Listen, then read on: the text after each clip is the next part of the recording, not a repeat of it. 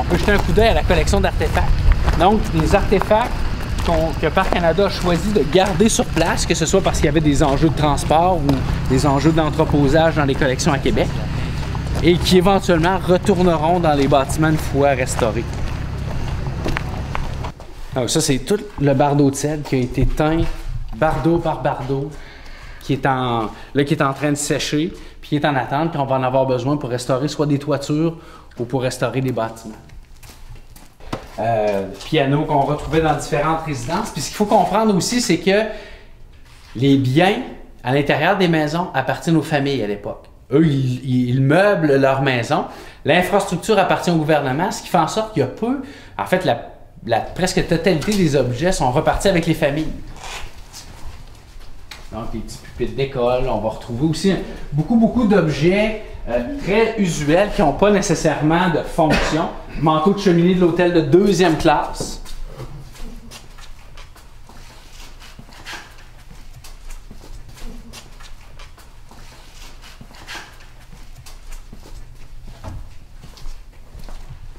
Des lavabos qu'on retrouvait dans les résidences, dans les hôtels. Les toilettes qu'on retrouvait à l'intérieur de l'hôtel de 3e classe. Les supports de lit qu'on retrouve dans les hôtels de 1e, 2e ou 3e classe, avec tout un système d'ancrage qu'on voit ici, en fait, des systèmes d'empattement qui permet de réintégrer, de superposer les lits exactement.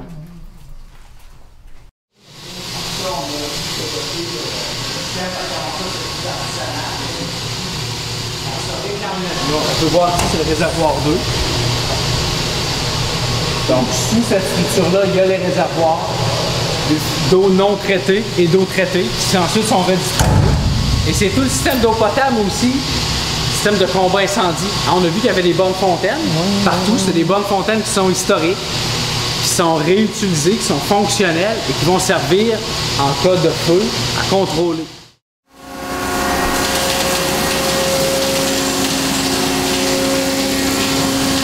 Ça ici, c'est vraiment l'entrepôt ou la zone de production massive. Donc, on peut voir tous les montants de fenêtres. Quand on parlait de 212 fenêtres, chaque fenêtre, les morceaux ont été faits. C'est un non mortaise. Donc, le côté mâle, le côté femelle. Et là, ils vont être assemblés. Quand on parle de 212 fenêtres, c'est aussi tout le mastic. Ça prend auto, comme à l'époque. 212 contre-fenêtres. Et ici, à l'époque, ça se trouve à être le laboratoire de virologie animale. Ici, en fait, à l'époque, on se trouve dans les salles de classe d'Agriculture Canada. C'est ici où on a formé des vétérinaires du Commonwealth.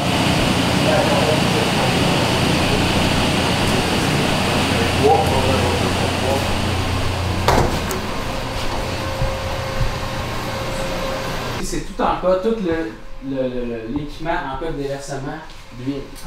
Ou en cas de combat, par exemple, s'il y avait un désastre environnemental, bien ici on a tous les tampons, l'équipement qui permet de contrôler ça.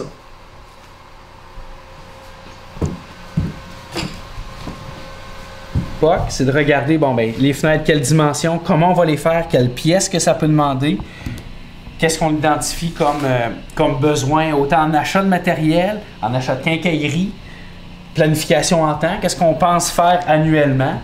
Et là, on peut voir aussi là où il y a eu des interventions à l'extérieur du bâtiment. Donc, ce qu'on voit ici, c'est que par exemple, ici, autour des fenêtres, on a refait le béton. On a bouché des craques. Ça a servi de plein de vie pour l'entrepreneur qui a réalisé les travaux à l'extérieur.